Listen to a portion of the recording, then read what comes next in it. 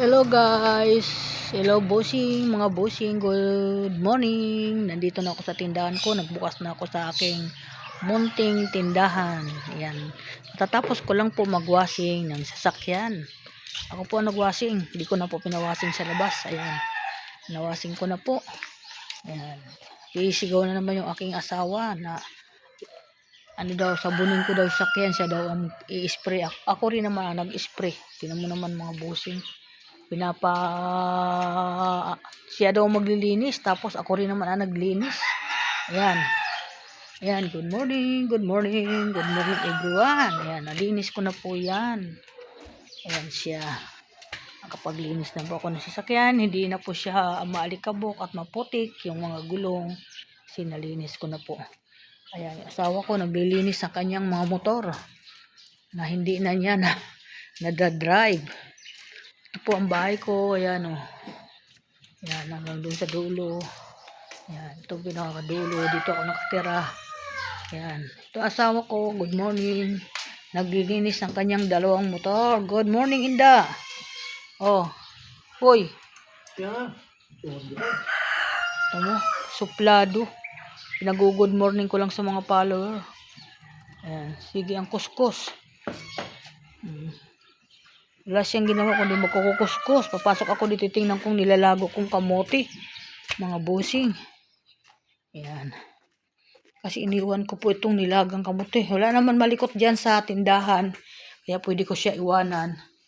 Ayan, ayan, malapit na po maluto to. Tusukin ko po ng tinidor. Kasi ano, kung malambot na ba siya.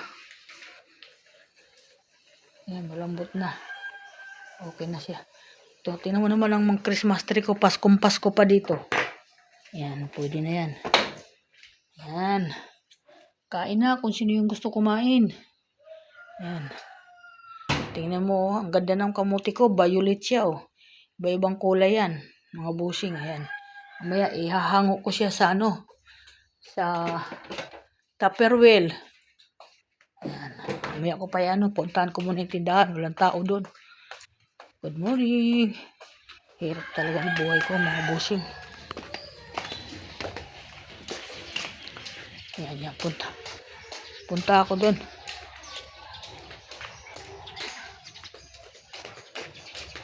Good morning. Thank you so much. Ingat po lahat. Nagmamadali ako lagi. Sabi ko nga po, hinahabol ko nga po ang oras lagi. Ayan, dito na ako.